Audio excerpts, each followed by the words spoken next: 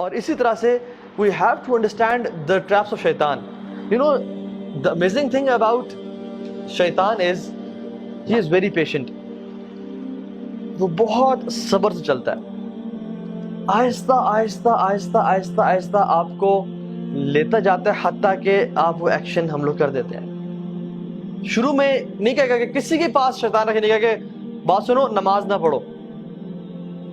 بات سنو زنا کرو، کبھی نہیں کہے گا۔ کیا بولے گا کہ ٹھیک ہے نماز پڑھ لو، اچھی بات ہے، بہت لازمی پڑھنی ہے، نماز نہیں چھوڑ سکتے ہو، لیکن ابھی تو 3 گھنٹے پڑھے نماز سے قضا ہونے میں،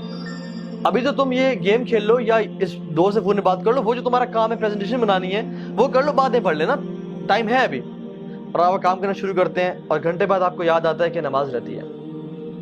پھر آتا ہے کہ نماز پڑھو گے تم، چھوڑنے کا تو سوال نہیں پیدا ہوتا، لیکن پہلے یہ کام کر لو، پہلے اس دوست سے کال کر لو،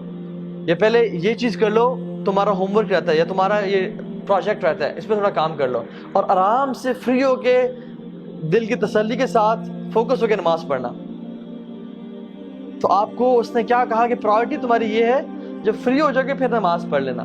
اور آپ اس میں انوالو ہوئے حتیٰ کہ 2 گھنٹے گزر گئے اور آپ کو اچانک سے یاد ہے کہ اوہ نماز چلی گئی، اور پھر آتا ہے کہ آپ کیا قضا پڑھو گے تم، اور اب عصر کی نماز کا ٹائم ہو گیا ہے، تم نے فجر بھی چھوڑ دی، ظہر بھی چھوڑ دی، اب تم عصر کے سامنے اللہ کے سامنے کھڑے ہو گئے، اب کل سے 5 وقت کی نماز پڑھنی ہے، اور پھر آپ کہتے ہیں ہاں میں کل سے 5 وقت کی نماز پڑھوں گا، اور یہ کل کبھی نہیں آتا، حتیٰ کہ انسان کورٹ میں چلا جاتا ہے۔ یہ میں اپنا پرسنل ایکسپیرینس بتا رہا ہوں آپ کو، میں جب یونیورسٹی میں تھا when I was not practicing، یہ تو میرا حلیہ بالکل بھی نہیں تھا، اور ہم لوگ برائی میں تھے، تو میں اس چیز میں سمجھتا تھا کہ نماز بڑی امپورٹنٹ ہے، لیکن ہوتا کیا تھا کہ چلو ابھی ٹائم ہے، پڑھ لیتے ہیں پڑھتے ہیں، اور کرتے کرتے 1 نماز چھوٹی، 2 چھوٹی، اب کل سے پوری پڑھیں گے، باقی بھی چھوڑ دی ساری، اور کل اگلے دن صبح اٹھے ہی 8 بجے، وہ فجر گئی، اور جب فجر گئی تو پھر اب کل سے 5 وقت کی پڑھیں گے۔ So this is how شیطان plays۔ اسی طرح سے زنا کے معاملے میں، فورنیکیشن کے معاملے، وہ نہیں کہے گا کہ چلو یہ عورت ہے اس کے ساتھ تم بدفعلی کرو، وہ کہے گا کہ she is so friendly،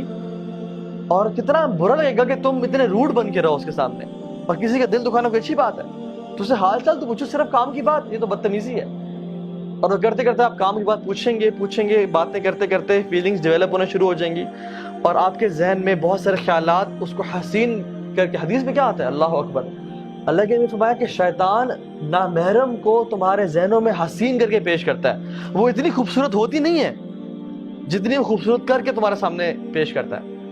حتیٰ کہ انسان فینٹیسائز کر رہا ہوتا ہے کہ یار سبحان اللہ کیا بہترین نیچر ہے اس کی، کیا خوبصورت ہے یہ، کیا اچھی عورت ہے یہ، اتنی ہوتی نہیں ہے، تو شیطان اس کے بارے میں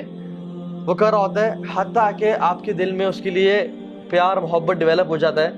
and you die to meet her. اور جب آپ میٹنگ کرنے جاتے ہیں تو آپ کو نہیں کہتے، تم نے تو یہ چیز ذہن میں نہیں ہوتی کہ تم نے اس کے ساتھ برا گناہ کرنا ہے، بس ہوتا ہے کہ we'll just meet, I'll just see her, I'll maybe propose her or something، لیکن what happens is ہمارے پاس کاؤنسلنگ میں لڑکے آتے ہیں اور کہتے ہیں کہ ہاں بھائی ہمارا ارادہ بھی نہیں تھا، لیکن حالات ایسے بنتے چلے گئے کہ ہم سے یہ گناہ ہو گیا، اور اب کیا کریں، کیا اللہ معاف کرے گا؟ اور پھر آتا ہے اور کہتا ہے کہ اب تم نے اتنا بڑا گناہ کر لیا، اب تم اسے چھوڑ دو گے، یا تمہیں اللہ تعالیٰ معافی نہیں کرے گا، تم کس طرح رب کے سامنے معافی مانگو گے؟ تم نے تو یہ پرومس کیا تھا کہ میں یہ گناہ نہیں کروں گا۔ تو اللہ سے بھی نا امید کرتا ہے۔ آدم علیہ السلام سے اس نے یہ گناہ کروایا نا، لیکن توبہ کروانا، کیونکہ فرسٹ ایکسپیرینس تھا اس کا آدم کے ساتھ علیہ السلام،